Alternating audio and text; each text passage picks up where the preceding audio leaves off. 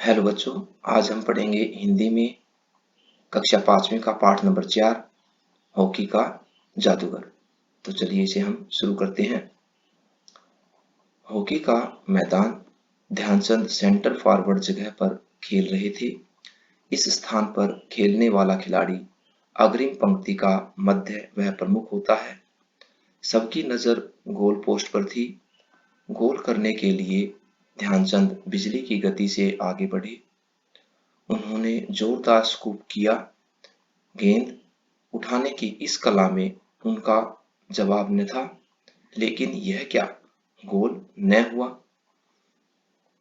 गेंद goal post के ऊपर से होती हुई बाहर निकल गई। आश्चर्य की गोल न हुआ। गोलकीपर, दूसरे खिलाड़ी, वह दर्शक सब अचंभित रह गए। ध्यानचंद के चेहरे पर अफसोस के भाव थे, लेकिन वे मैच खेलते रहे। उन्हें शक हुआ कि गोल पोस्ट की ऊंचाई में कोई गलती है। मैच के बाद उनके आग्रह पर गोल पोस्ट नापा गया। उसकी ऊंचाई 3 इंच कम पाई गई। गोल न होने का राज खुल गया। ध्यानचंद ने सेंटर फॉरवर्ड के रूप में खेलते हुए अपने खेल जीवन में 1000 गोल किए, जो कि विश्व रिकॉर्ड है। हॉकी के इस खिलाड़ी का जन्म इलाहाबाद, प्रयाग में 29 अगस्त 1905 को हुआ था। इनके पिता का नाम सोमेश्वर दत्त सिंह और माता का नाम श्यामा देवी था। पत्नी का नाम जानकी देवी था। मात्र 16 वर्ष की उम्र में ध्यानचंद को भारतीय सेना में नौकरी मिल गई। वे दिन में सेना में नौकरी करते और रात को मन लगाकर हॉकी का अभ्यास करते थे। स्टिक और बॉल के साथ उनकी कलाकारी कमाल की थी। वे विपक्षी रक्षकों के बीच गेंद को अपनी स्टिक से चिपकाए हुए मछली की तरह फिसल जाते और गोल पर गोल करते। इनके प्रारंभिक शिक्षक सूबेदार मेजर बाले तिवारी ने इन्हें हॉकी के कई महत्वपूर्ण गुर सिखाए। इनके बचपन का नाम ध्यान सिंह था, लेकिन सेना के अधिकारियों ने ही प्यार से इनका नाम ध्यानचंद रख दिया। खेल में उपलब्धियों के कारण सन 1947 के बाद मेजर के रूप में इनको पदोन्नति दी गई।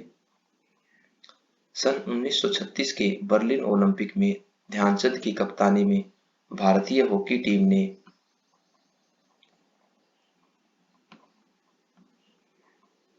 जर्मनी को उसके घर में 8-1 से करारी शिकस्त देकर स्वर्ण पदक जीता। फाइनल देखने के लिए स्टेडियम में जर्मन तानाशाह अडोल्फ हिटलर भी मौजूद थे। विजेता टीम को उनके हाथों स्वर्ण पदक दिए जाने थे, लेकिन जर्मनी की हार से वे इतने गुस्से में थे कि खेल समाप्त होने से पहले ही स्टेडियम छोड़कर चले गए। अगले दिन हिटलर ने हॉकी के जादूगर ध्यानचंद से मिलने का संदेश भिजवाया। इससे वे बेहद चिंतित हो गए। उन्होंने हिटलर की तानाशाही व क्रूरता के कई किस्से सुने हुए थे।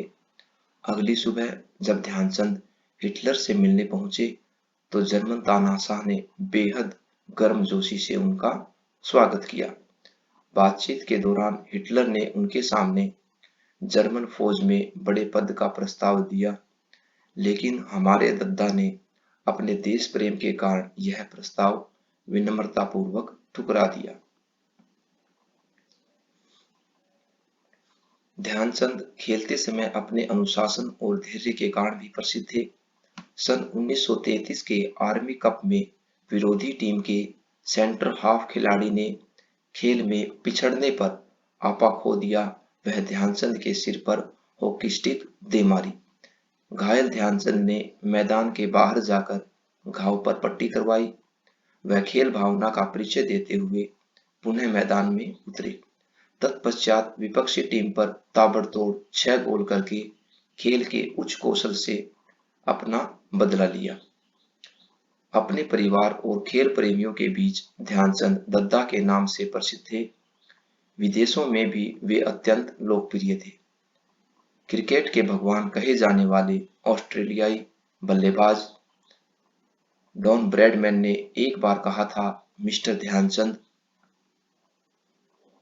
जिस तरह से क्रिकेट में रन बनते हैं आप वैसे ही हॉकी में गोल करते हो।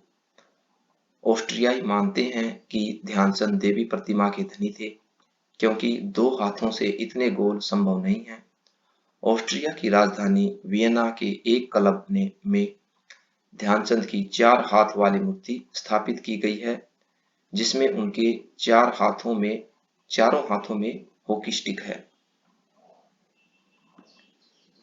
कई बार विपक्षी टीमों ने उनकी स्टिक को तोड़कर देखा कि उसमें चुंबक आदि तो नहीं लगा रखा है, जिसके कारण वे दनादन गोल करते हैं। उनको लोग ठीक ही हॉकी का जादूगर कहते हैं। सन 1932 के लॉस एंजिल्स ओलंपिक में भारत ने अमेरिका को 24-1 से हराया, जो एक विश्व रिकॉर्ड है। उस मैच में ध्यानचंद ने 8 और उनके छोटे भाई रूप सिंह ने 10 गोल किए थे। ओलंपिक दुनिया की सर्वश्रेष्ठ खेल प्रतियोगिता होती है। इसका आयोजन प्रति 4 वर्ष बाद होता है। सन 1956 में ध्यानचंद को पद्म भूषण से सम्मानित किया गया था। सन 1972 के म्यूनिख ओलंपिक में विशेष अतिथि के रूप में ध्यानचंद को आमंत्रित किया गया, लेकिन आर्थिक स्थिति सही नहीं होने की वजह से वे सम्मान प्राप्त करने नहीं पहुंच सके थे।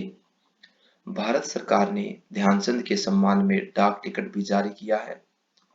उनके जन्म दिवस 29 अगस्त को प्रतिवर्ष राष्ट्रीय खेल दिवस के रूप में आयोजित किया जाता है। भारत के राष्ट्रीय खेल हॉकी का गौरव ध्यानचंद के परिवार ने भी खूब बढ़ाया है।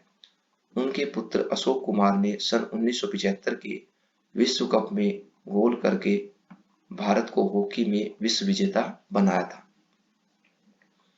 हॉकी से संन्यास हॉकी से संन्यास के बाद भी ध्यानचंद को विदेशों से कई अच्छे प्रस्ताव आए, लेकिन उन्होंने धन के लिए देश नहीं छोड़ा। उन्होंने राष्ट्रीय खेल संस्थान पटियाला में ही प्रशिक्षक के रूप में कार्य किया। 3 दिसंबर 1979 को दिल्ली के एक अस्पताल में हॉकी के इस जादूगर का निधन हुआ था। मेजर ध्यानचंद ने झांसी के हीरो ग्राउंड पर हॉकी खेलना शुरू किया था। उनका अंतिम संस्कार भी इसी हीरो ग्राउंड पर हुआ था। तो बच्चों, हमारा जो आज का पाठ था हॉकी का जादूगर, यहीं पर समाप्त होता है।